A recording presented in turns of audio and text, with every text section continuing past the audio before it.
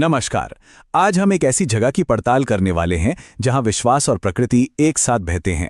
ये कहानी है एक ऐसी पवित्र गुफा की जिसकी गूंज सदियों से सुनाई दे रही है।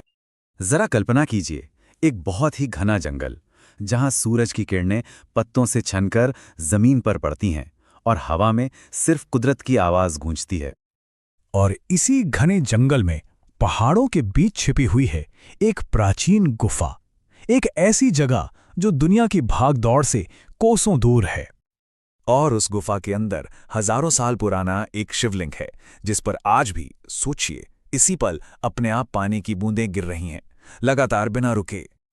तो यहां सवाल ये उठता है कि क्या ये कोई चमत्कार है या फिर कोई गहरा रहस्य। चलिए इसी सवाल की तह तक चलते हैं। तो ये जगह है पचमढ़ी, जिसे सतपुड़ा की आत्मा भी कहते हैं। अच्छा, ये मध्य प्रदेश का इकलौता हिल स्टेशन है जो सतपुड़ा के घने जंगलों के बीच बसा हुआ है। यहाँ जो महादेव मंदिर है ना, वो असल में कोई बनाया हुआ मंदिर नहीं बल्कि एक प्राकृतिक गुफा है। इसके अंदर एक स्वयंभू शिवलिंग है। स्वयंभू का मतलब होता है जो खुद ही प्रकट हुआ हो, जिसे बनाया ना गया हो।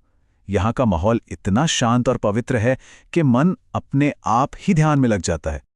अब देखिए, इस जगह का रिश्ता सिर्फ प्रकृति से नहीं है, बल्कि इसका एक सिरा हमारी पौराणिक कथाओं, पांडवों के इतिहास से भी जाकर जुड़ता है।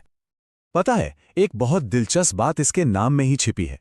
ऐसा माना जाता है कि पंचमढ़ी नाम पंचमठ या 5 कुटियों से निकला है।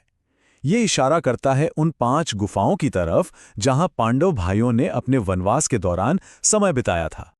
तो चलिए अब वापस आते हैं उस सबसे बड़े सवाल पर जिसके आसपास ये पूरी कहानी घूम रही है। क्या ये एक चमत्कार है या फिर कुदरत का कोई खेल?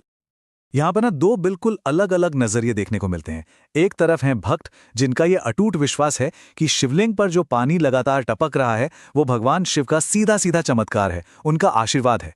और दूसरी तरफ है वैज्ञानिक नजरिया जो कहता है कि ये चट्टानों के अंदर का कोई प्राकृतिक जल स्रोत यानी एक्विफर हो सकता है और वहां से पानी झरझरे बलुआ पत्थर से, मतलब पोरस सैंडस्टोन से साल भर रिश्ता रहता है।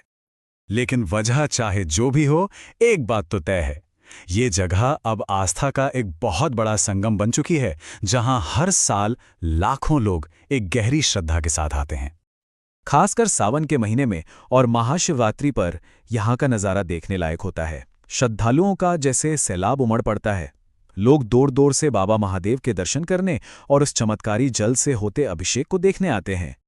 कहते हैं, इस जगह के बारे में एक बात कही जाती है कि अगर कोई सच्चे दिल से यहाँ ओम नमः शिवाय का जाप करे तो उसे एक ऐसी शांति मिलती है जिसे शब्दों में बता पाना नामुमकिन है। तो घूम फिरकर हम अपनी पड़ताल के आखिर में वहीं आ पहुंचते हैं जहां से हमने शुरुआत की थी, एक अनसुलझा सवाल। और शायद कुछ सवालों का जवाब न मिलना ही उनकी सबसे बड़ी खूबसूरती है। तो आखिर में ये सवाल हम सबके लिए है, आस्था और प्रकृति का ये जो सदियों पुराना संगम है, ये असल में हमें क्या दिखाता है?